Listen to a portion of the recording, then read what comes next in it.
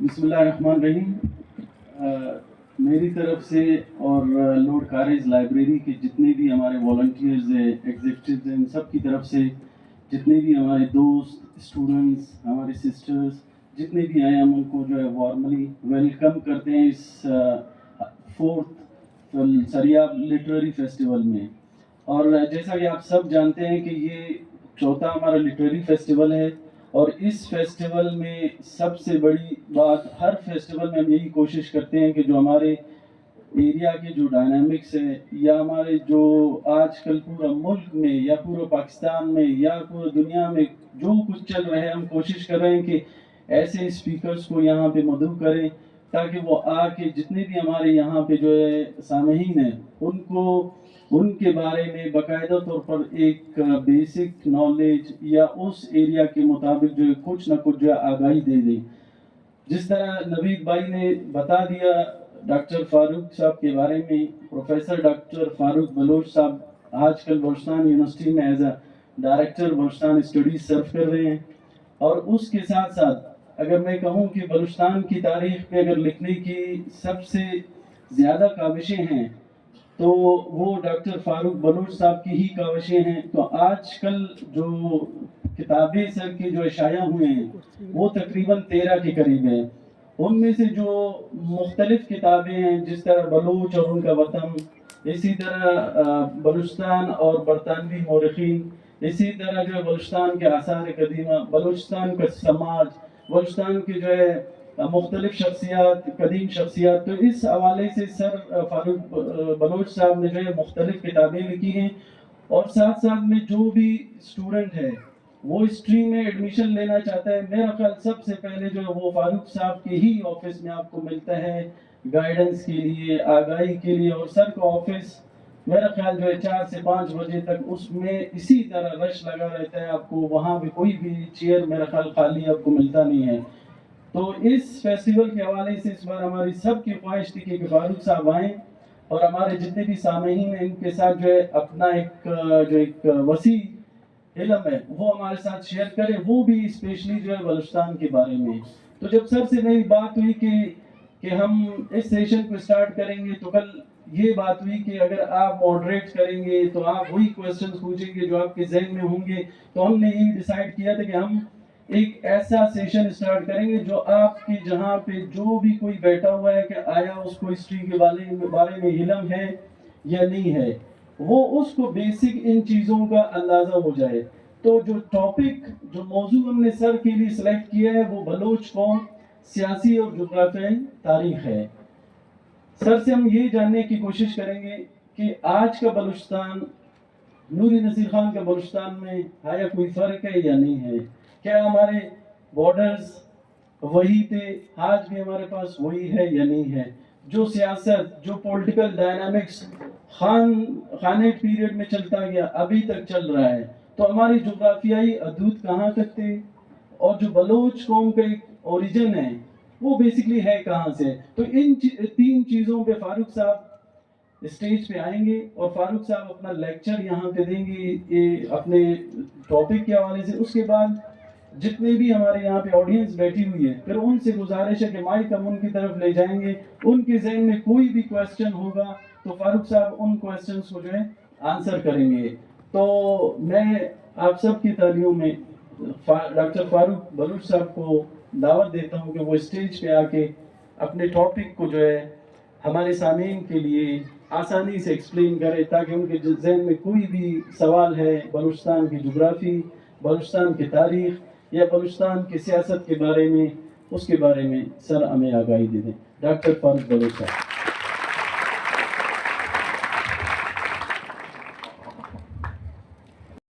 اس سرزمین بے کنار کے ان شہداء کو سلام پیش کرتا ہوں کہ جنہوں نے ہمیشہ اپنے ننگ و ناموس اور وطن کی عزت کی خاطر اپنا خون بہایا، اپنے جانوں کے نذرانے دیے اور اپنی زندگیاں قربان کی. یہ میرا فرض ہے. بعد ازاں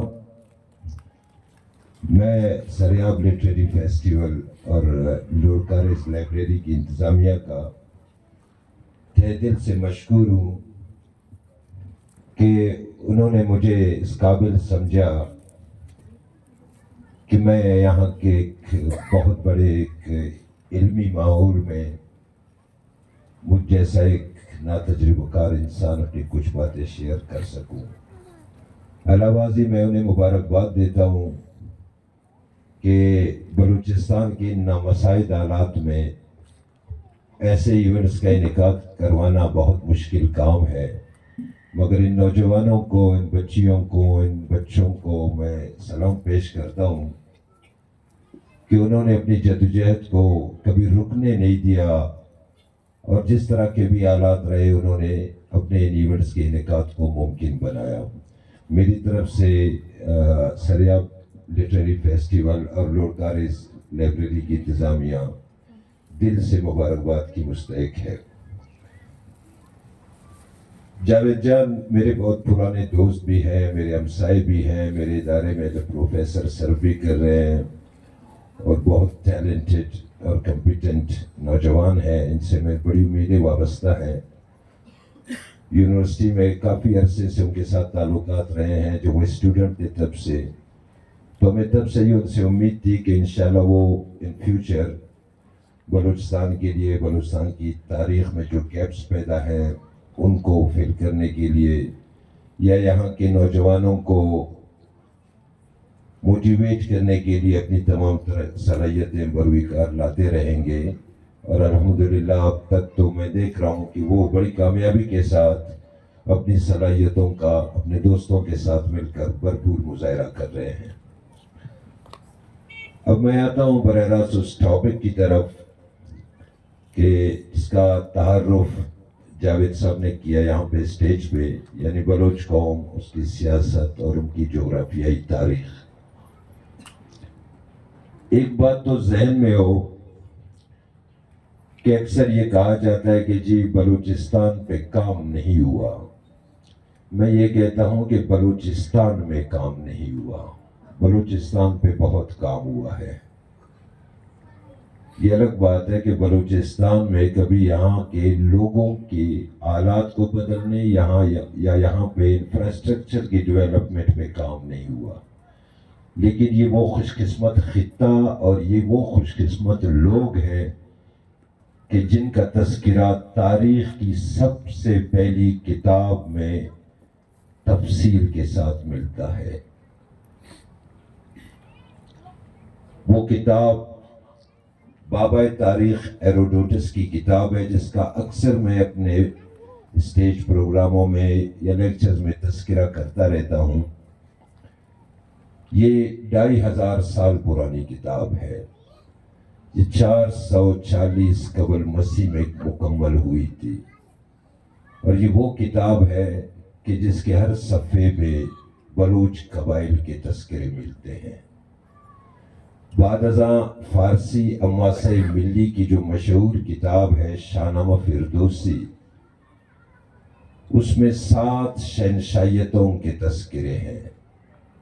7 شہنشاہیتوں کے، پیشدادی ہے، میدی کیانی ہے، اکھمنشی ہے، اشکانی ہے، کشانی ہے، ساسانی ہے.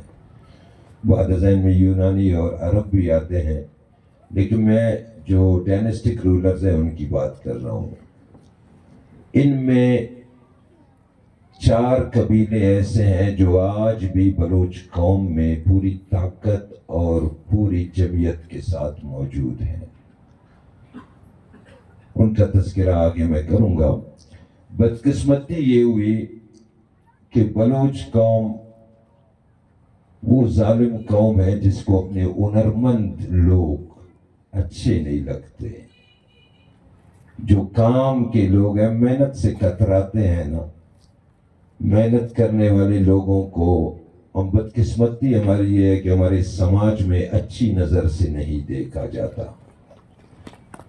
زبردستی کر لیں تو ٹھیک ہے، لیکن اگر ہم میں سے کوئی لوہے کا کام کرتا ہے تو ہم کہتے ہیں فلانی تو کمزاد بن گیا. کوئی لکھنے پڑھنے کا کام ماضی میں کرتا تھا تو کہتا تھا یہ تو ڈوم بن گیا.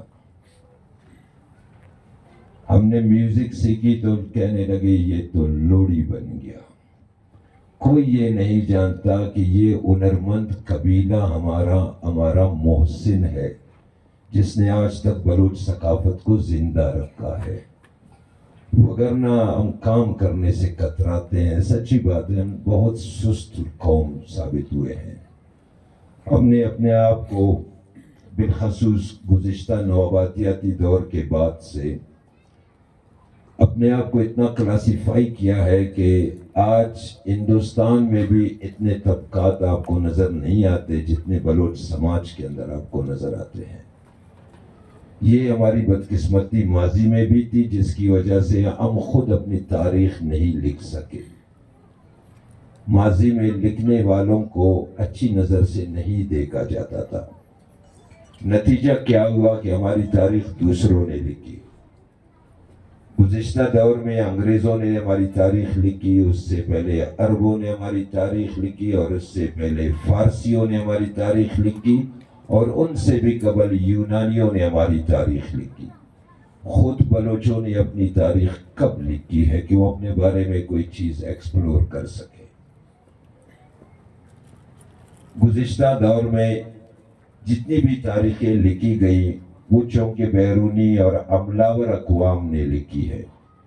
یہ ذہن میں رہے کہ کوئی بھی عملاور جب کہیں پہ حملہ کرتا ہے اور اس کے سامنے جب مزاحمت ہوتی ہے تو مزاحمت کار کو اچھی نظر سے نہیں دیکھتا. وہ اس کو اپنی تاریخ میں لکھی ہوئی کتابوں میں اپنے لٹریچر میں گالی گلوچ کرتا رہتا ہے. آپ برٹش کی کتابوں کو اٹھا کر دیکھیں اور پھر بلوچ سماج کو پڑھیں, وہ بالکل اس کے نفسیات کے اپوزٹ لکھی ہوئی ہے. بلوچ کی خوبیوں میں بھی اسے خامیاں نظر آتی ہے. میں اکثر پوٹنگر کا تذکرہ کرتا ہوں. ہمارے لوگ اکثر ماضی کے جو مورخین تھے یا ہسٹری سے وابستہ لوگ تھے, بات بات پہ پوٹنگر کی مثالیں دیتے ہیں. جی پوٹنگر نے یہ لکھا, پوٹنگر نے وہ لکھا. کوئی یہ نہیں جانتا کہ وہ ایک سیکنڈ لیفٹیننٹ تھا جس کی کوالیفیکیشن اونلی انٹرمیڈیٹ تھی. وہ 2 مہینے بلوچستان میں جاسوسی کرتا رہا. وہ ایک جاسوس کی حیثیت سے آیا. یہاں پہ اسے اسٹریٹجک انفارمیشن چاہیے تھی. وہ کلات کے آلات معلوم کرنا چاہتا تھا. وہ یہاں کا سماج معلوم کرنا چاہتا تھا. وہ یہ دیکھنا چاہتا تھا کہ اگر برطانوی فوجیں اس خطے پہ حملہ ہوتی ہے تو یا مزاحمت کی کیا صورتحال ہو سکتی ہے. وہ ایک فوجی تھا اور فوجی نوعیت کی انفارمیشن کلیکٹ کرنے آیا تھا. تاریخ سے اس کا دور دور تک واسطہ نہیں تھا. نہ تو وہ مورخ تھا اور نہ ہی یہاں کے لوگوں کے بارے میں جانتا تھا. 1810 میں آیا, 2 مہینہ سفر کر کے یہاں سے نکل گیا. میں اب 60 سال کا ہونے والا ہوں, لیکن اور میں شروع سے ہی اپنے خطے, اپنے باشندوں, یہاں کے جو اتنے گروپس ہیں ان پہ تحقیق کر رہا ہوں. میری سروس کو 30 سال ہو گئے. ان 30 سالوں میں میری اسپیشلائزیشن ہسٹری آف بلوچستان رہی ہے, لیکن میں ابھی تک کلیئر نہیں ہوں. بہت ساری کنفیوژن میرے ذہن میں ہے. کیا پوٹنگر اتنا تیز انسان تھا کہ 2 مہینوں میں وہ عالم بن گیا اور اس نے نظریات کی بھرمار بھی کر دی؟ اور کیا ہم اتنے سادہ ہیں کہ ایک دم سے ہم ان پر ایمان بھی لے آئے؟ ہم نے اس کی ہر بات کو تسلیم بھی کیا. وہ میرے بارے میں کیا جانتا ہے؟ جتنا میں اپنے بارے میں جانتا ہوں, ایک برطانوی میرے بارے میں کہاں اتنا جانتا ہے. تو گزشتہ دور میں بلوچوں کی تاریخ پر جس طرح چوٹ لگائی گئی, جس طرح ضرب لگائی گئی, اس نے بلوچوں کا شیرازہ بکھیر کر رکھ دیا. کہیں پہ مذہب کے نام پہ, تو کہیں پہ زبان کے نام پہ, کہیں پہ جغرافیائی حدود کے نام پہ بلوچ قوم کو تقسیم کرنے کی سازشیں ہوتی رہی. اب بھی ہو رہی ہے. بلوچ کو بلوچ کی وجود سے جدا کرنے کی باتیں ہوتی ہیں. اصل میں جو لوگ تاریخ سے ناواقف ہوتے ہیں وہ جلدی کنونس ہو جاتے ہیں. جو لوگ تاریخ کے بارے میں جانتے ہیں ان پہ ایسی باتوں کا اثر نہیں ہوتا. ہم کیوں کنونس ہو جاتے ہیں ایک دم سے؟ ہم ان افواہوں پہ, جھوٹی باتوں پہ یا جو استعماری قوتیں ہیں ان کی سازشوں پہ ایک دم سے یقین کر لیتے ہیں. اس کی وجہ یہ ہے کہ ہم بحیثیت قوم اپنے بارے میں کچھ بھی نہیں جانتے, اور جتنا جانتے ہیں وہ گزشتہ برطانوی کالونیل دور کا مواد ہے جو ہمیں انجیکٹ کیا گیا ہے ہمارے ذہنوں میں. بدقسمتی تو یہ ہوئی کہ برطانیہ تو چلا گیا, برطانیہ کے بعد ہمارے ہی مورخین تھے, کم از کم وہ تحقیق کرتے, ریسرچ کرتے. مجھے کسی سے وہ نہیں ہے, اختلافات سب سے ہے, نظریاتی اختلافات ہونے چاہیے. جو نظریات ماضی میں پڑھتا رہا ہوں, میں جب اسٹوڈنٹ تھا میں کبھی ان کتابوں سے مطمئن نہیں ہوا. میں دیکھتا ہوں ہر بلوچ کہتا ہے کہ میں اس خطے میں ہوں اور مجھے یہ پتہ نہیں میرے قبیلے کی تاریخ کب کی ہے. کچھ کہتے ہیں جی ہم تو بنیادی طور پہ یہیں پہ, انگریز نے کہا نا جی یہ عرب ہے, اور ہم نے سینہ تان لیا جی ہم عرب ہیں اس لیے کہ ہم تو نبی پاک صلی اللہ علیہ وسلم کے قبیلے سے ہیں. کسی نے کہا یہ نمرود کی اولاد ہے, ہم نے پھر سینہ تان لیا کہ ہم تو وہ لوگ ہیں جنہوں نے پیغمبروں سے نعوذ باللہ ٹکر لی ہے, بڑے فخر کی بات کی ہے. کسی نے کہا جی یہ آرین ہے, گریٹ آرین ہے, آ گئے جی یہاں سے آ گئے. کسی نے یہ کیوں نہیں سوچا کہ اس خطے کی مٹی کے اندر بھی ان کو تلاش کرنا چاہیے, ہم کیوں ان کو صرف مہاجر قرار دے رہے ہیں. آپ جتنے بھی انگریزوں کو اٹھا کر دیکھیں, چاہے وہ پوٹنگر ہے, چاہے راولنسن ہے, چاہے اولڈچ ہے, موکلر ہے, کین ہے, برٹن ہے, ڈیمز ہے, برے ہے, ان سب کے نظریات میں اختلافات پائے جاتے ہیں. دو انگریز کسی ایک نقطے پر متفق نہیں ہے. ایک کہتا ہے جی یہ کلدانی النسل ہے, عراق سے آئے ہیں, تو دوسرا اس کے ساتھ لقمہ جوڑتا ہے کہ جی ہے تو کلدانی النسل لیکن عراق سے نہیں عرب سے آئے ہیں. پھر ہمارے مورخین نے کیا کیا, کسی نے کہا الحمدللہ بلوچ آل اسماعیل ہے, بغیر کسی تحقیق کے دعویٰ ہو گیا. کسی نے آدھے لین میں کہہ دیا کہ جی بس بلوچوں کی بڑی اکثریت آریائی النسل ہے. انہوں نے تاریخ کے بنیادی سوالات کے جوابات نہیں دیے کہ کیا, کیوں, کیسے اور کہاں. آدھے لین میں ہی اپنا نظریہ بیان کر دیا. کسی نے کہا کہ نہ جی تو یہ کہ ان میں کوئی باقاعدہ مورخ نہیں تھا. ایک ڈاکٹر اس وقت پیشنٹ کا علاج کرتا ہے جب وہ اپنا کورس, اپنا ایجوکیشن کمپلیٹ کرتا ہے, اپنے جو کنسنٹ فیلڈ ہوتی ہے. اگر ایک ڈاکٹر سے آپ کہیں کہ جی آپ بینک چلانا شروع کر دیں تو میرے خیال میں بینک کا ٹھیک ٹھاک علاج ہو جائے گا. یا کسی بینکر سے کہیں کہ جی جا کر ہاسپیٹل چلاؤ اور وہاں پہ لوگوں کو انجیکشن لگاؤ یا ان کو آپریٹ کرو, تو وہ ٹھیک کام کرے گا. کیا خیال ہے, ایسا ہو سکتا ہے کہ فیلڈ سے ریلیونٹ فیلڈ کا بندہ آ کر کسی اور فیلڈ میں کام کرے؟ یہ بلوچستان کی تاریخ کا سب سے بڑا المیہ ہے کہ کبھی کسی شاعر کا جی چاہا تو اس نے بھی تاریخ لکھ دی, کبھی کسی بینکر کا موڈ ہوا اس نے بھی تاریخ لکھ دی, کوئی چیف جسٹس ہے, جج بیٹھا ہوا ہے, فیصلے کر رہا ہے, کچھ عرصے سے کیس نہیں آئے تو انہوں نے بھی ایک تاریخ لکھ دی. کچھ کے کلینک نہیں چلتے ہیں تو وہاں پہ بھی تاریخ لکھی جا رہی ہے. تو پھر تاریخ کو چوچو کا مربع بننے سے کوئی نہیں روک سکتا. تاریخ لکھنے کے کچھ طریقے ہوتے ہیں. تاریخ کو میں خود سے نہیں لکھ سکتا, میں ہوتا کون ہوں جو 2500-3000 سال پرانی باتیں خود سے بیان کروں. یہ کوئی شاعری نہیں ہے کہ ایک تخیل ذہن میں لے آیا اور 2-4 خوبصورت الفاظ ادا کر کے تشبیہات اور استعارے وغیرہ, اور پھر میں نے قانونی بات کو ایسے کہہ دیا کہ پورے مجمع نے واہ واہ کر دی. تاریخ ایسے بیان نہیں کی جا سکتی ہے. تاریخ کے لیے یہاں ہسٹری کے بہت سارے اسٹوڈنٹس بیٹھے ہیں, خود ڈاکٹر جاوید صاحب ہسٹری سے ہیں, ان کو پتہ ہے کہ تاریخ کو شواہد اور گواہیوں کی بنیاد پہ ترتیب دی جاتی ہے. تاریخ میں بہت ساری چیزوں کا بہت خیال رکھا جاتا ہے. تنقید سب سے ضروری ہے. چاہے وہ داخلی تنقید ہے یا خارجی تنقید ہے، ان دونوں کا ہونا تاریخ میں ضروری ہے، ورنہ اس کے بغیر آپ کی تاریخ شاہ سے زیادہ شاہ سے وفادار والی تاریخ ہوگی۔ دوسری بات یہ کہ آپ کو دستاویزات کا علم ہونا چاہیے کہ ڈاکیومنٹس کسے کہتے ہیں، ڈاکیومنٹس کی کتنی اقسام ہوتی ہیں، ڈاکیومنٹس کو کس طرح یوٹیلائز کیا جاتا ہے، ان کو کیسے پرکھا جاتا ہے کہ یہ جو ڈاکیومنٹ ہم یوز کر رہے ہیں یہ مستند ہے اور یہ کوئی فیک ہے۔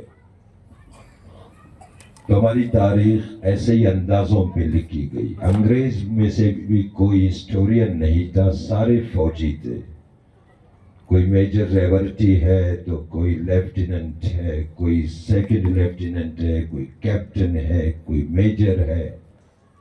ان کی ظاہر ہے ان کی جو لکھی ہوئی ہسٹری ہوگی وہ تو اپنے اسٹریٹجک مفادات کے لیے ہوگی نا، وہ تو سامراجی مفادات کے لیے ہوگی۔ آج بھی ایسی تاریخیں لکھی جا رہی ہیں۔ مجھ سے کئی ایسے لوگوں نے خود کنسلٹ کیا ہے کہ جی ہم کچھ لکھ رہے ہیں، اور جو انہوں نے لکھا تھا وہ سارا ملٹری پرپس کے لیے تھا۔ آپ کسی قوم، کسی ایتھنک گروپ کی تاریخ کو بگاڑنے کا کوئی حق نہیں رکھتے۔ یہاں جتنی بھی آس پاس قومیں رہتی ہیں سب کی اپنی اپنی تاریخیں، اپنی اپنی ثقافتیں، اور سب کے سب قابل احترام ہے، سب کا اپنا ایک بیک گراؤنڈ ہے، اور یہی بیک گراؤنڈ بلوچ قوم کا بھی ہے، جسے اتنا ملیا مٹ اور اتنا مسخ کیا گیا ہے کہ آج تک ہمارے نوجوان اپنے ماضی کے پیچھے بھٹک رہے ہیں، کنفیوزڈ ہیں۔ مجھ سے جو سوالات سوشل میڈیا پہ یا میرے اپنے آفس میں، جس طرح جاوید صاحب نے کہا کہ دربار لگا ہوتا ہے، وہاں پہ آتے ہیں بچے، ابھی تک کنفیوز ہے۔ اس کی وجہ یہ ہے کہ آپ کو آپ کی تاریخ سے نابلد اور ناواقف رکھا گیا تاکہ آپ اپنے ماضی کے بارے میں کچھ نہ جانیں۔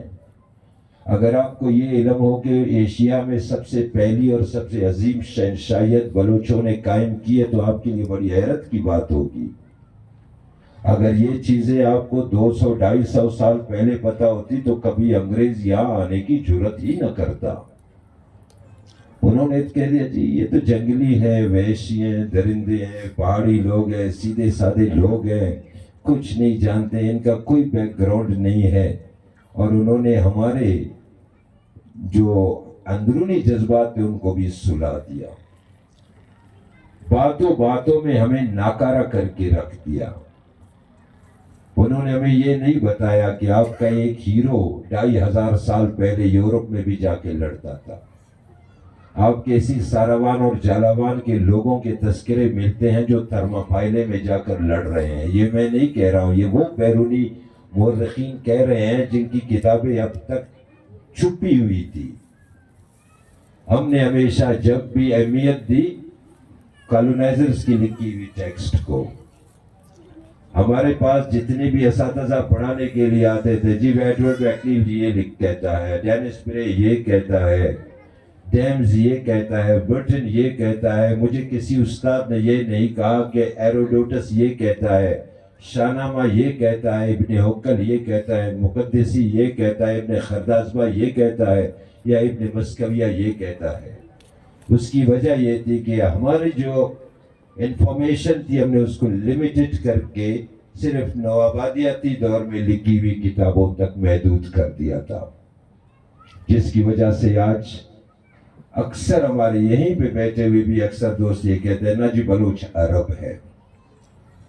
عرب آپ کو عرب نہیں لکھتے، آپ کیوں زبردستی ان میں گھسنے کی کوشش کرتے ہو؟ آپ کو قبول نہیں کرتے کہ آپ عرب نہیں ہے، وہ اپنی کتابوں میں آپ کو عرب تسلیم نہیں کرتے، وہ آپ کو ایک جداگانہ سماجی گروہ لکھتے ہیں۔ آپ کیوں زبردستی عرب بننے کی کوشش کر رہے ہیں؟ آپ جانتے ہیں کہ آریائی اقوام گزشتہ 3500 سالوں سے بلوچوں کے ساتھ برسر پیکار ہے۔ آج بھی ایران میں گجر اور بلوچوں کی لڑائیاں ہو رہی ہے، پھر بھی آپ زبردستی آریہ بننے کی کوشش کیوں کرتے ہیں؟ کلدانی نمرود کے بارے میں کسی کو کچھ پتا نہیں۔ میں نے کہا نا کہ قرآن پاک میں لفظ نمرود کہیں پہ بھی استعمال نہیں ہوا۔ 6666 आयत है, उठा कर देखे कहीं पे लफ्ज मिलता है तो ये लफ्ज आया कहाँ से? ये तो यहूदियों की किताब पैदाइश में है, जेनेसिस में। उन्होंने अपने एक दुश्मन हुक्मरान को नमरूद कहा। तबकात इब्न साद लिखता है कि इराक में 11 नमरूद गुजरे हैं। तब आइडेंटिफाई करो कि किस नमरूद से बलोच पैदा है। ये नजरियात हमारे जहनों में इस हद तक इंजेक्ट किए गए कि जब 1937 में कलात स्टेट नेशनल पार्टी का कयाम अमल में आया तो बदकिस्मती से हमारे कौमी रहनुमाओं ने कलात स्टेट नेशनल पार्टी के मैनिफेस्टो में भी इसी चीज को कंसिडर किया कि बलोच बैसियत नस्ल बैसियत कौम कलदानी है और वो नमरूद की औलाद है। ये ज़हनी गुलामी थी। खुद क्यों तहकीक नहीं की? मैं क्यों अंग्रेजों की बताई हुई बातों को मान? बलूचिस्तान हमारे पास है, ये उस बलूचिस्तान का जो हकीकी बलूचिस्तान है, अशरे अशीर भी नहीं है। 2 लाख मुरब्बा मील का एरिया तो अंग्रेजों ने आपकी सरजमीन से अलग करके ईरान, अफगानिस्तान, सिंध और पंजाब में बांट दिए। मौजूदा आपके पास 1,34,000 मुरब्बा माइल का एक छोटा सा खित्ता रह गया। आपके घर को कई हिस्सों में अंग्रेजों ने तकसीम ही नहीं किया, आपके खानदान को, आपकी कौम को भी इतने हिस्सों में तकसीम किया। आपके समाज पे अपना सिस्टम लागू करके आपके उस खूबसूरत गुज़िश्ता कबायली समाज को आज एक ऐसे फ्यूडल समाज में बदल दिया है कि जहां पे एक ही शख्स सारे कबीले के फैसले करता है और किसी को बोलने का हक नहीं है। आपके मजहब पे हमला किया उन्होंने। जब यहाँ पर ईसाइयत को फैलाने के लिए इंजील मुकद्दस को बिरावी जबान में तर्जुमा करके हमारे कबाइल में फैलाया गया, हर महाज पे यहाँ के मकामी बलोच लड़ते रहे। बेशऊरी की कैफियत थी, कभी अपने जोग्राफियाई अदबंदी की उसका तहफ़्फ़ुज़ न कर सके, एक मुनज़्ज़म हुकूमत न बना सके। अंदरूनी खिलफशार ने, इनारकियत ने खानेट को तबाह करके रख दिया, जिसके नतीजे में आपके जो जोग्राफियाई हदूद थे वो न सिर्फ मुनकसिम हुए बल्कि आज आपके लिए, हम सब के लिए एक बहुत बड़ा मसला बने हुए हैं। गोल्डस्मिथ लाइन के उस पार एक भाई बैठा हुआ है, वो इस पार बैठे हुए अपने भाई से मिल नहीं सकता बगैर वीजे के। सिस्तान में बैठा हुआ मेरा अपना ही कबीले का बंदा है, इस तरफ नहीं आ सकता बगैर वीजे के। सिंध और पंजाब में बलोचों को मुंकसिम करके उनको जिस तरह सराइकी और सिंधी के लिबादे पहनाए जा रहे हैं वो हम सबके सामने है। करोड़ों की तादाद पर मुश्तमिल बलोच कौम को चंद लाख बना दिया गया। इनके आपस में दुश्मनियां पैदा की गई। उसकी वजह यह है कि मैं और आप अपनी तारीख के बारे में नहीं जानते, अपने अजदाद के बारे में नहीं जानते कि माजी में इन कबाइल ने जो इस खित्ते की सियासत में किरदार अदा किया, उस अरबों को यहाँ पे सुकून मिला है। 68 साल में ये खित्ता फतह नहीं हुआ।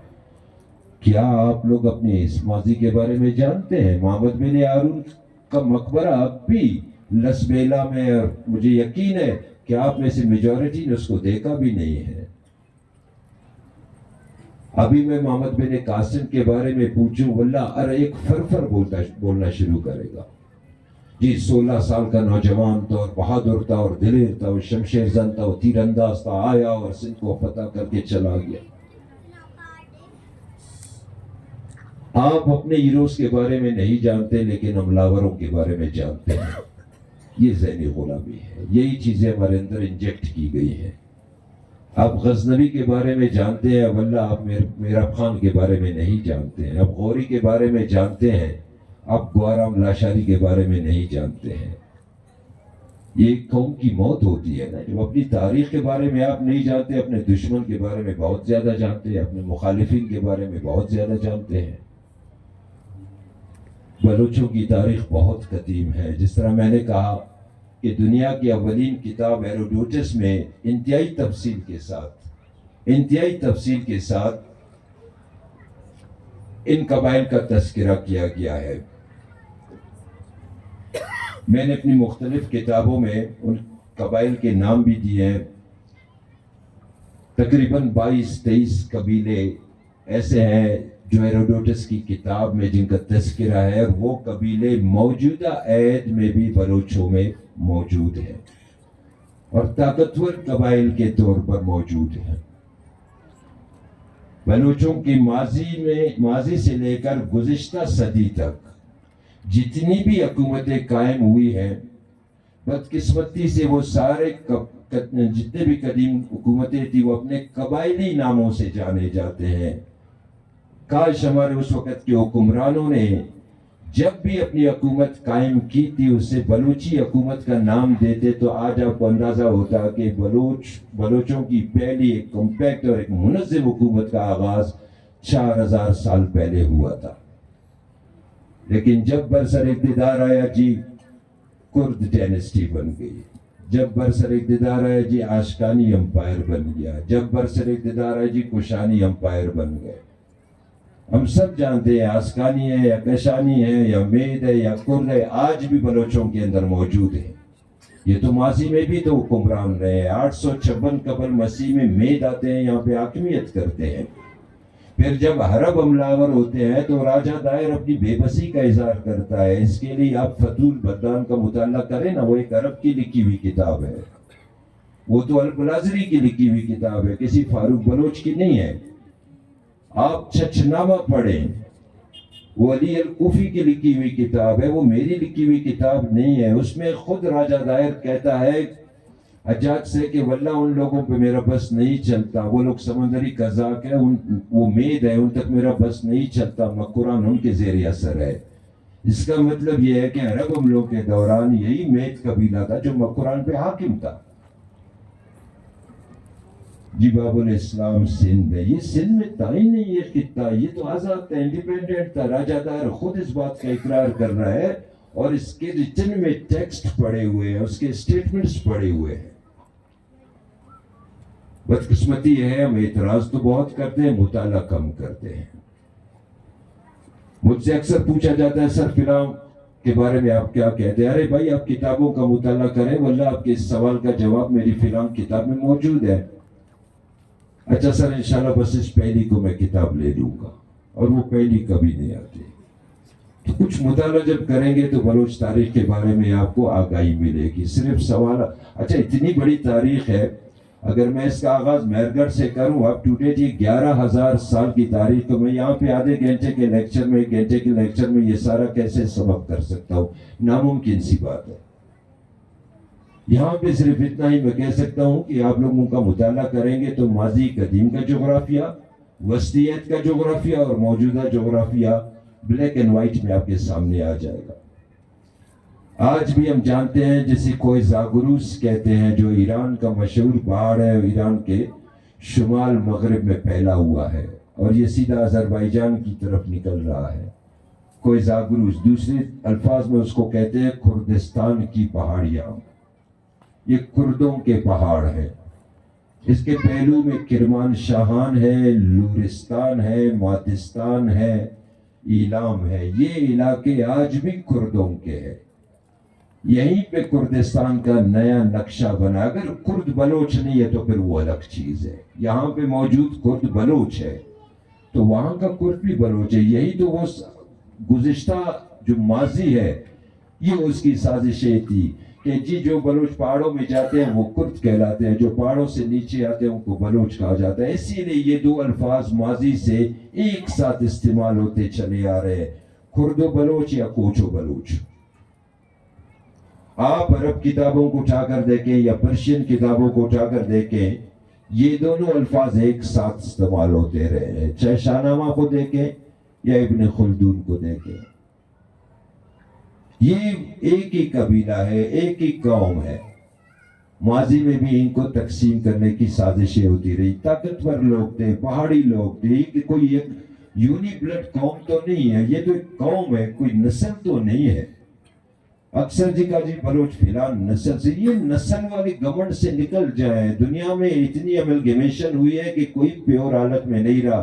افغانستان میں 20-25 سال تک ایک سپر پاور آ کے قیام کرتا ہے, پھر دوسرا سپر پاور آ کے قیام کرتا ہے, سینکڑوں لوگ یہیں پہ مرج ہو جاتے ہیں. یونی بلڈ کیسے رہ سکتے ہیں؟ ہم ایک کراس روڈ پہ بیٹھے ہوئے ہیں. بلوچستان ایسٹ اور ویسٹ کے مابین ایک کراس روڈ ہے. اس کو عبور کیے بغیر نہ کوئی بندہ ہندوستان جا سکتا ہے, نہ ایران کی طرف ٹریول کر سکتا ہے. یہ تو حملاوروں کی گزرگاہ رہی ہے, یہ تو ٹریڈرز کی گزرگاہ رہی ہے. یہاں پہ تو سیٹلمنٹس ہوتے رہے ہیں, لوگ آتے رہے ہیں, شادیاں ہوتی رہی ہیں, مرج ہوتے رہے ہیں. قومیں کس طرح تشکیل پاتی ہیں؟ ماڈرن دور میں قوموں کی تشکیل کا وہ طریقہ, وہ پیمانہ نہیں ہے کہ ماضی میں جی ایک ہی باپ دادا کی اولاد ہے. ہم تو, میں کہتا ہوں ہمارے جو قبیلے ہیں وہ قبیلے بھی پیور ایک ہی باپ دادا کی اولاد نہیں ہے, ان میں بھی باہر سے آمدہ قبائل شامل ہیں. ہم جانتے ہیں, ہم سب چونکہ ایک ہی کمیونٹی سے تعلق رکھتے ہیں. ہم ایک رواج ہے جس کو اٹھ فروشک یا اٹھ برغن کہتے ہیں. کمزور قبائل اپنے آپ کو طاقتور بنانے کے لیے دیگر قبائل کو اپنے اندر ضم کر لیتے ہیں تاکہ اپنی افرادی قوت مضبوط کرے. یہ ماضی سے, زمانے قدیم سے چلا آ رہا ہے. اس قوم کو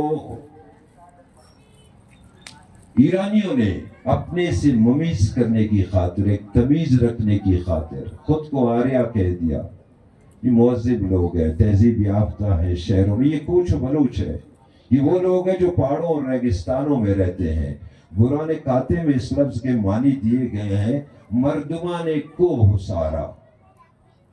قرآن کاتے ایک مشہور ڈکشنری ہے, اس میں لفظ کوچ و بلوچ کے جو معنی دیے گئے ہیں مردمان کو حسارا. آج بھی آپ دیکھیں بلوچ جس علاقے میں آباد ہے موسٹلی وہ پہاڑی اور صحرائی علاقہ ہے, ایرڈ ایریا ہے. مشرق کی طرف جو گئے ہیں یہ بلوچوں کی نوآبادیات ہے, دریائے سندھ سے آگے. ماضی قدیم کی کتابیں اٹھا کر دیکھیں. میں ایک کتاب کا ہمیشہ گزشتہ کئی دنوں سے میں اس کا حوالہ بھی دے رہا ہوں, سوشل میڈیا پہ بھی اس کا ایک پیج میں نے شیئر کیا تھا. 2300 سال پرانی کتاب ہے, سنسکرت کی ہے. یہ عالی میں یہ کتاب میرے ہاتھ لگی ہے. یہ کتاب میں پڑھ نہیں سکتا تھا, سنسکرت زبان میں ہے. یہ بدھ مذہب والوں کی ایک مقدس کتاب ہے جس میں 600 کہانیاں ہیں. یہ 2 والیوم میں ہے. پھر اس کا ایک انگلش ورژن کہیں سے ایک دوست نے مجھے ڈونیٹ کیا, وہ میرے لیے اس کا ایک صفحہ نمبر 50 میرے لیے کسی بہت بڑے خزانے سے کم نہیں ہے. اس میں براہ راست لفظ بلوچ لکھا ہوا ہے, اور اس خطے کو انہوں نے بلوک سا یعنی بلوچ سا مینس ستان, کنٹری. یہ لفظ اس کے اندر موجود ہے. اس میں لفظ کلات سیوا اور کلات نیچارا اور بیم کا مندر مستنگ, استولا یعنی افطلار کا جزیرہ اور انگلاج, ان تمام علاقوں کے تذکرے اس کتاب کے اندر موجود ہے. اور یہ بھی لکھا ہے کہ Kalat was a Hindu kingdom. یہ 2300 سال پرانی کتاب ہے. ہم محدود ہو جاتے ہیں جی, بس 1810 میں جو کتاب لکھی گئی بوٹنگا رال نال یہی ہے. یہ تو بلوچوں کے لیے ایک بہت ہی مقدس صحیفہ ہے, اس سے آگے تو تلاشی کرنا نہیں چاہیے. مقدسی کی کتاب کو اگر آپ اٹھا کر دیکھیں, احسن التقاسیم فی معرفت الاقالیم, بڑی مشہور کتاب ہے, جغرافیہ دان ہے. وہ اپنی کتاب کے 70% اس کا جو کتاب ہے وہ بلوچ علاقوں پہ, بلوچ قبائل پہ فوکس ہے.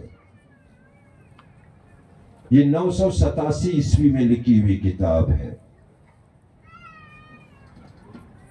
اسی طرح ابن خرداسبہ کو اٹھا کر دیکھیں یا ابن مسکویہ کو اٹھا کر دیکھیں, وہ البوید پیریڈ میں جو ترکمین پیریڈ ہے ان کے اور بلوچوں کے مابین ہونے والی خونریز لڑائیوں کے 100 साला लड़ाइयों के तस्करे करता है।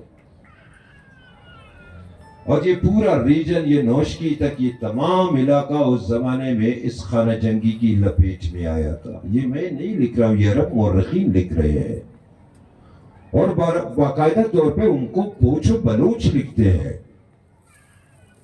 वो अबू सईद अल बलूसी का जिक्र करते हैं, वो अबू अली अल कुल्लोई का जिक्र करते हैं, वो अबू अल फवारिस अल बलूची का जिक्र करते हैं इन्हीं नामों के साथ। लेकिन हम उन तवारीख को नहीं पढ़ते। हम फिर भी कहते हैं ना जी, डेनिस ग्रे रास्त पाइक, मिश पाइक, उन्हें तकसीम करेंगे, वो आपको बांट रहा है, वो आपकी जोग्राफिया का, आपकी यूनिटी का दुश्मन है। उसको ये एक आंक नहीं बाता कि एक केच का बाशिंदा एक कलात के बाशिंदे के पहलू में बैठकर आपस में राज़ो न्यास की बातें कर रहे हैं। उसको ये चीजें अच्छी नहीं लगती थी, ये उसके लिए रुकावट थी। ये बात ज़हन में रहे। जब बरतानिया इस खित्ते में आया, उसने कई सालों तक जासूसी की। बाद में जो रिपोर्ट दी कि यहाँ से हम अपनी फौजें आराम के साथ अफगानिस्तान तक गुजार सकते हैं, कबायली इलाका है, खामोश लोग हैं, मेहमान नवाज लोग हैं, हमें कुछ नहीं कहेंगे।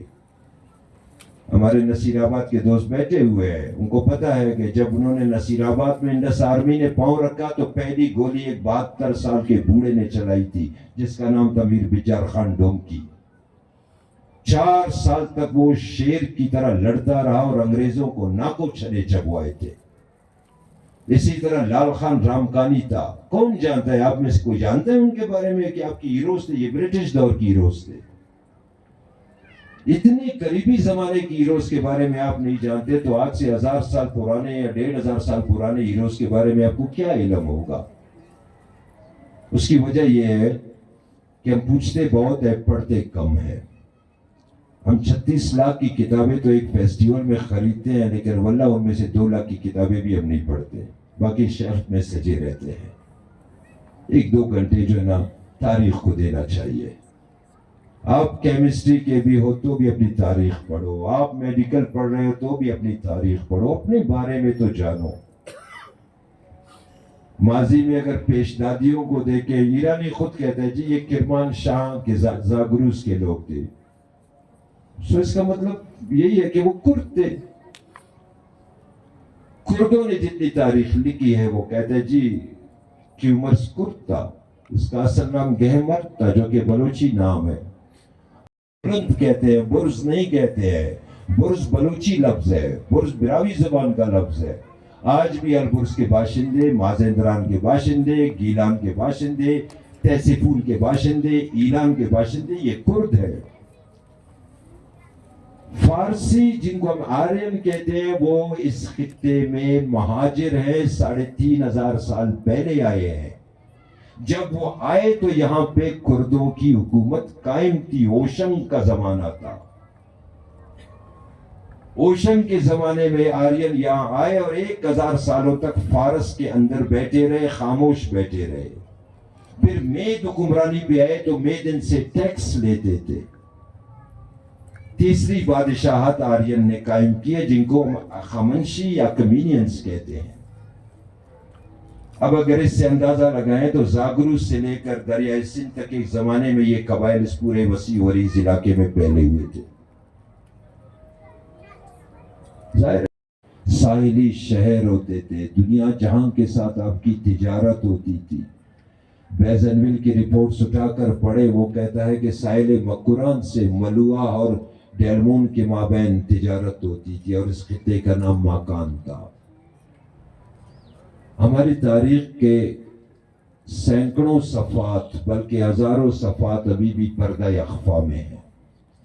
मेरा अपना काम 1% भी नहीं है। मैंने सिर्फ एक निशानदेही की है कि अब खुदारा कॉलोनाइजर्स की लिखी हुई किताबों का मुताला थोड़ा सा एक साइट पे रखें, थोड़ा सा इस साइट पे जो लिखी हुई किताबें हैं, जो कदीम किताबें हैं, उनका भी मुताला करें। मैं ये नहीं कहता हूँ कि फारूक बलोच की किताबों का मुताला करें। फारूक बलोच की किताबों में एक चीज़ आखिर में, किताब के आखिर में आपको नज़र आती है, जिसको हम बेबलोग्राफी कहते हैं।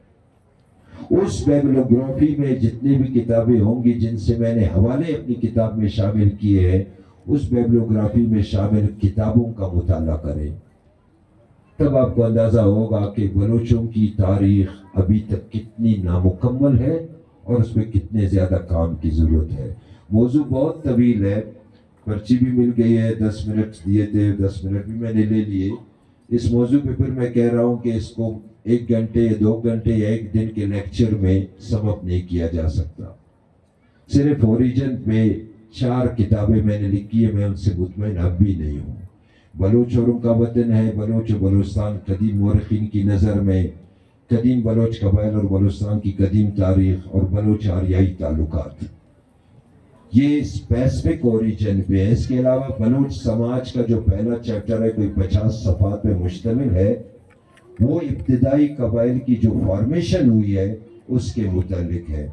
अगर इन किताबों का मुताला करें, फिर इनमें जो बैबलोग्राफी दी गई है उस बैबलोग्राफी से इस्तिफादा करें, इंशाल्लाह मुझे यकीन है कि एथनोग्राफी के बारे में आपकी जितनी भी कंफ्यूजन होगी या बलोचों की माजी और मौजूदा ऐद की जोग्राफियाई हवाले से अगर कोई इंफॉर्मेशन चाहिए होगी तो इन किताबों के मुताले से इंशाल्लाह आप लोगों की तशनगी दूर हो जाएगी। बहुत बहुत शुक्रिया।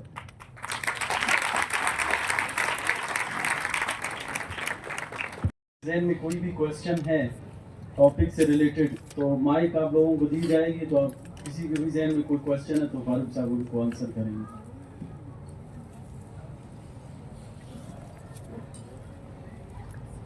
जी अस्सलाम वालेकुम फारूक साहब, मेरा नाम अब्दुल्ला है, मैं अंडर ग्रेजुएट स्टूडेंट हूँ। सर जैसा कि आपने बताया अपनी किताबों के बारे में, तो पहली बात तो ये कि आपकी कोई किताबें कहाँ से दस्तयाब हो जाएंगी, क्योंकि मुझे बलूच भाइयों को मतलब इनकी तारीख को जानना मेरे भाई ज़रूरी है। उसके साथ साथ मैं चूँकि पठान हूँ, मुझे अपना आप भी जानना है सर, तो उस हवाले से अगर आप किसी का रेफरेंस दें। अच्छा, आप पश्तून है, खुशी की बात है। ये मैं देखें, आपको भी अपने बारे में जानना चाहिए कि पश्तून कौन है, क्यों पश्तून कहलाते हैं। ये आप लफ्ज़ गलत इस्तेमाल कर रहे हैं। ये लफ्ज़ पश्तून भी नहीं है, पख्तून भी नहीं है, ये लफ्ज़ है पख्तून। पहला लफ्ज़ आपके बारे में पख्तवे इस्तेमाल हुआ है। ये भी हेरोडोटस की किताब में आप देखें, आपके नाम से एक इलाका भी है, जो आपकी जन्म भूमि है उसको पख्तिया कहते हैं। ये आपका इलाकाई नाम है। बलूचों में इस तरह के नाम सैकड़ों आपको मिलेंगे जो अपने इलाकों की वजह से जाने जाते हैं। बलोच ट्राइबल फेडरेशन जो फॉर्मेशन है उसको समझना बहुत मुश्किल है। इसी तरह पश्तूनों ने भी आज तक एक जो नियामतुल्लाह खान का मखज़न अफ़गानी जिन्होंने लिखी, शाहजहां खान लोधी की फरमाइश पे, वहाँ पे पश्तूनों का बेड़ा गर्क करना शुरू कर दिया माजरत के साथ। जी पश्तून यहूदी है और मियाँ की औलाद में से है। यहाँ से पश्तूनों ने भी इसी तरह अपने आप को किसी एक ही नस्ली ग्रोह से मुंसलिक करना शुरू किया। दूसरी थ्योरी ये निकली कि जी पश्तून आरियाई और वस्त एशिया के दिगर अक़वाम से मिलकर वजूद में आने वाली एक कौम है। कौमें इसी तरह वजूद में आती है। ये दूसरी जो थ्योरी थी अब्दुल अली खान साहब ने डेवलप की थी। वोल्फ कैरो ने भी इसी पे काम किया, डुप्री ने भी इसी पे काम किया। लेकिन अब भी मेजॉरिटी जो पश्तून है वो अपने आप को बनी इसराइल के साथ कनेक्ट करते हैं। तो इस सिलसिले में भी आप कदीम किताबों का मुताला करें, आप लफ्ज़ पश्तून को कभी तलाश नहीं कर सकेंगे। इब्ने खुल्दून ने अपनी पूरी किताब में कहीं पे भी कोच व बलोच का लफ्ज़ इस्तेमाल नहीं किया, लेकिन मैंने देखा है कि उसने ये लफ्ज़ इस्तेमाल किया है।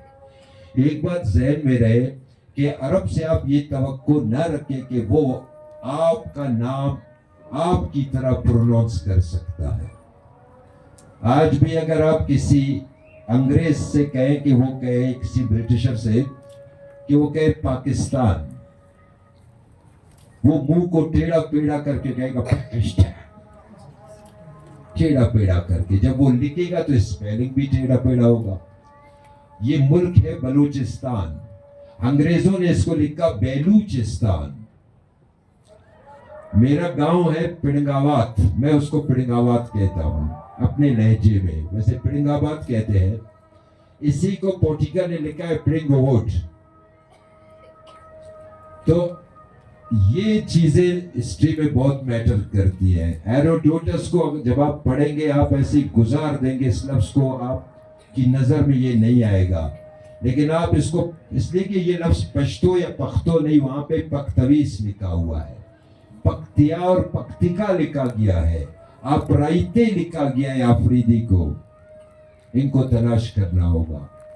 اگر آپ ریسرچ کر رہے ہیں, ریسرچ میتھڈ کو پڑھیں, پھر بعد میں ہسٹری میں جو طریقہ کار ہوتا ہے, جاوید صاحب کو پتا ہے کہ ڈاکیومنٹیشن کیسے کی جاتی ہے, ڈاکیومنٹس کے طریقے کتنے ہوتے ہیں, اس کی کائنڈس کتنی ہوتی ہے, اسی طرح اس کی توجیہات کیا ہوتی ہے, اور جو پرنسپلز ہیں ہسٹری کے وہ کیا ہے.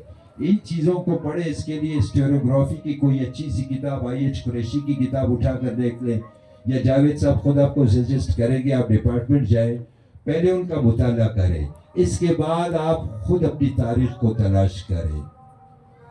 جو آپ کی انڈیجینس سورسز ہوں گے وہ زیادہ اسٹرانگ ہوں گے بنسبت آپ ڈیپینڈنٹ بنے.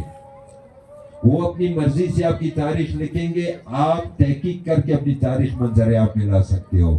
میری کتابیں بازار میں مل جائیں گی آپ کو, کچھ تو آؤٹ آف سٹاک ہے, لیکن کچھ کتابوں کے ایڈیشنز آ گئے ہیں. شیرانی مارکیٹ میں ہے ایک شاپ ہے, سنگت بک شاپ, شاپ نمبر 12, وہاں سے جو ہے یہ کتابیں کچھ نہ کچھ آپ کو مل جائیں گی.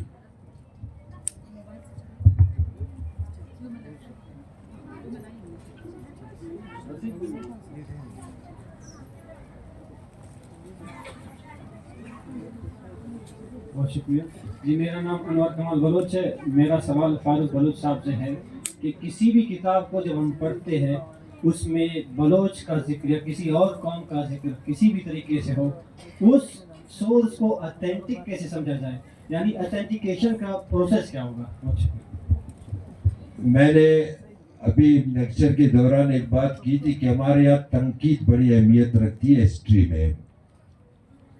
جب ہم کوئی کتاب لکھتے ہیں یا کسی سورس کا سلیکشن کرتے ہیں, اس میں ہم دو چیزیں ضرور دیکھتے ہیں. ایک کو ہم ایکسٹرنل کرٹیسزم کہتے ہیں, دوسرے کو انٹرنل کرٹیسزم کہتے ہیں. ایکسٹرنل کرٹیسزم میں ہم آتھر کو دیکھتے ہیں کہ وہ کیسا ہے, باعلم انسان ہے, کوئی گلی کوچوں میں بیٹھ کر خط لکھنے والا تو نہیں ہے, کہیں پہ کوئی لیب اسسٹنٹ تو نہیں ہے, کوئی irrelevant بندہ تو نہیں ہے, کوئی شاعر تو نہیں ہے کہ وہ تاریخ لکھ رہا ہے. دیکھیں شاعر کی باتیں ہمیشہ تخیلات پہ مبنی ہوتی ہیں. چلو دلدار چلو چاند کے پار چلو, how is it possible؟ بغیر ایسٹروناٹ بنے آپ چاند کے پار نہیں جا سکتے ہو, لیکن شاعر جا سکتا ہے. شاعر پہ کوئی روک ٹوک نہیں ہے. شاعر تو ملاقات کے لیے فرشتوں کو بھی نیچے بلا سکتا ہے. ایک مورخ کے لیے ناممکن ہے کہ نہ وہ چاند کے پار جا سکتا ہے, نہ کسی کو ملاقات کے لیے بلا سکتا ہے, وہ تلاش کرتا ہے. جب آپ دیکھیں کہ آپ کا جو رائٹر ہے جس نے یہ کتاب لکھی ہے وہ ایک مستند بندہ ہے, پھر آپ اس پر بھی یقین نہ کریں, اس کی کتاب کا مسودہ اٹھائیں. اس نے جو ریسورسز لیے, ظاہر اس پہ پرائمری اینڈ سیکنڈری سورسز ہوں گے, وہ کتنے اتھینٹک ہیں. یہ تمام تسلی کر لینے کے بعد پھر آپ سرٹیفکیٹ جاری کر سکتے ہو کہ یہ کتاب مستند ہے. میرے پاس بہت سارے عربک ریسورسز پڑے ہیں, لیکن وہ اتھینٹک نہیں ہے, میں ان کے حوالے نہیں دیتا ہوں. تو یہ تنقید جو ہوتی ہے, خارجی اور داخلی تنقید, یہ میٹر کرتا ہے ہسٹوریوگرافی میں. اس کے بعد ہی کتاب کا آپ انتخاب کر سکتے ہیں کہ اسے حوالہ لیا جانا چاہیے یا نہیں. لاسٹ کوشچن ہم لیں گے کیونکہ ڈاکٹر عامر شاہ صاحب بیٹھے ہوئے ہیں, ان کے بعد ان کا سیشن ہے فل کوالٹی اسکالرشپس پہ. تو لاسٹ کوشچن کوئی بھی پوچھ سکتے ہیں یہاں سے, ہمارے سسٹر کو فیمیل ہے ان کو دے دیں. یہ لاسٹ کوشچن ہوگا, پھر عامر شاہ صاحب کا ایک سیشن ہمارا اسٹارٹ ہوگا.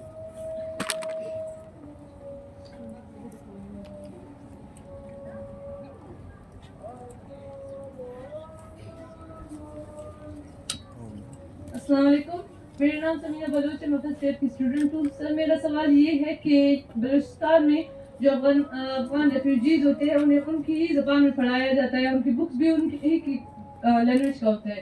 اب بلوچوں کو ہماری لینگویج سے نہ دور کیوں کیا گیا ہے؟ Thank you sir. یہ کسی سیاستدان سے پوچھیں, میرے بس میں ہو تو میں آپ کو گھر, اسکول, کالج, یونیورسٹی, ہر جگہ پہ بلوچی, براوی, پشتو زبان میں پڑھاؤں. लेकिन मेरे बस में नहीं है ना मेरे बच्चे, मैं खुद इतना मजबूर हूँ कि मैं एक बलोच होते हुए इतनी प्यारी सी बलोची और बिरावी ज़बान में यहाँ पे बोलने की बजाय मैं उर्दू में बोल रहा हूँ। मैं इतना मजबूर हूँ कि मैं एक बलोच हूँ, मेरा ताल्लुक मस्तूम से, मैं उर्दू में किताबें लिखता हूँ। शेम ऑन मी, ये मेरे बस में नहीं है। इसका जवाब डॉक्टर मंजूर साहब को दे देंगे, उनका पॉइंट ऑफ व्यू इस बारे में बहुत क्लियर है। और अक्सर जो ज़बानों का जो आलमी दिन होता है उस दौरान मंजूर साहब जिस तरह क्रिटिसाइज करते बोलते हैं, मैं तो बरह रास्त ब्लेम करूंगा ना। जब आपके हाथ में सियासी वाक़ इख्तियार होंगे तो बहुत कुछ करना बेटा। मेडिकल का टेक्स्ट भी आप बलूची में कर देना, आप मैथमेटिक्स को भी बलूची में करना। अभी इस वक्त आपके पास कुछ नहीं। आपने शायर की बात की, बड़ी दिलचस्प बात की, तो ज़ाहिर है मैं भी शायर हूँ। ये बताएं गुलफान नसीर भी शायर था? आपने शायर की बात की, शायर तो है वो एक अलग दुनिया है। गुलफान नसीर भी शायर था और मार्क्स भी शायर था, फिर आप दोनों को किस तरह देखेंगे? सर गुलखान नसीर की शायरी का मैं दिलदादा हूँ। वक्त के मुताबिक मैं समझता हूँ वक्त का वो नकीब था, वो डंडोरची था। जिस तरह कौम की रगों में मुर्दा होती हुई रगों में उसने रूह फूंकी है, उसमें कोई शक नहीं है। आज भी उसकी शायरी को हमारे गुलकार ले ले पे गाते रहते हैं। हम खुद भी, चूँकि हम सिंगर नहीं है, लेकिन वो कहते हैं बैड सिंगर या जो है ना जो भी होता है पिकनिक सिंगर, हम भी गाते हैं उनको। अक्सर बेशतर मैं भी कहता हूँ कदम कदम रवा बिबे दिले रुपा लवा बिबे, लेकिन वो अच्छा मुअर्रिख हरगिज़ नहीं है, माजरत के साथ। कार्ल मार्क्स बहुत अच्छा एक मईशतदान और एक नज़रियाती और सियासी फ़िलासफ़र है। मेरे ख्याल में शायरी मैंने उसकी नहीं पढ़ी है, शायरी किस लेवल की होगी आई डोंट नो। तो शायरी मैं भी करता हूँ कभी कभार, लेकिन मैं इसलिए उसको सामने नहीं लाता हूँ कि जब मैं शायरी को सामने लाऊंगा तो मौरख क्या करेगा। माजरत के साथ 1-2 साल पहले, बल्कि 4-5 साल पहले की बात है, किसी सीएम साहब ने मकरान से आए हुए शोरा कराम की दावत की। रात को आपको याद होगा ये वाकया। तो वहाँ पे सीएम साहब ने कहा कि आप लोग शायरी क्यों नहीं कर रहे हो? उन्होंने कहा हुजूर आपने हमें गाने पे बुलाया है, मुशायरे पे नहीं बुलाया, हम गाने के लिए आए, शायरी के लिए नहीं आए। तो सीएम साहब ने कहा कि मैंने भी शायरी की है लेकिन मुझे डर लगता है उसको शायर नहीं करवा रहा। तो एक शायर ने बड़े खूबसूरत और बरजस्ता जवाब दिया कि हुजूर आप सियासत करें, अगर आप भी शायरी करेंगे तो हम क्या करें? तो मैं कहता हूँ जो सियासत करते वो सियासत करे, तारीख को मेरे लिए छोड़े। जो शायरी करते वो शायरी करे, पॉलिटिक्स को किसी और के लिए छोड़े। तो कम से कम हर एक को अपनी फील्ड में। जहाँ तक गुलखान नसीर है, आप भी जानते हैं सर कि वो क्वालिफाइड हिस्टोरियन नहीं था। वो मेरे बहुत मोहतरम है, मैं उनकी बहुत कदर करता हूँ, दिल से कदर करता हूँ। वो बहुत बड़ा शायर है, उसकी शायरी में पढ़ता हूँ। मैं शायर नहीं हूँ लेकिन बाज़ औक़ात मैं झूम उठता हूँ, लेकिन जब मैं उसकी हिस्ट्री पढ़ता हूँ तो मुझे काफ़ी बोरियत होती है सर, कोफ्त होती है। तो उस मयार पे गुलखान का तो ये, अलबत्ता जहाँ तक कार्ल मार्क्स का ताल्लुक है तो आई डोंट नो, उसकी शायरी मैंने नहीं पढ़ी, बाकी उसकी कुछ किताबें हैं, नज़रियात वगैरह मैंने पढ़े हैं। उस फील्ड में देखा जाए तो उस फील्ड में मेरे ख्याल में उसने दुनिया को बदल के रख दिया उसके नज़रियात ने। तो पता नहीं उसकी शायरी ने भी दुनिया पे इतना असर डाला है, उस बारे में मेरे पास इंफॉर्मेशन नहीं है। शुक्रिया डॉक्टर फारूक बलोच साहब। यहीं पे हम अपना पहला सेशन का इख्तिताम करते हैं। तो दूसरा सेशन, क्योंकि डॉक्टर आमिर शाह साहब फुल ब्राइट स्कॉलरशिप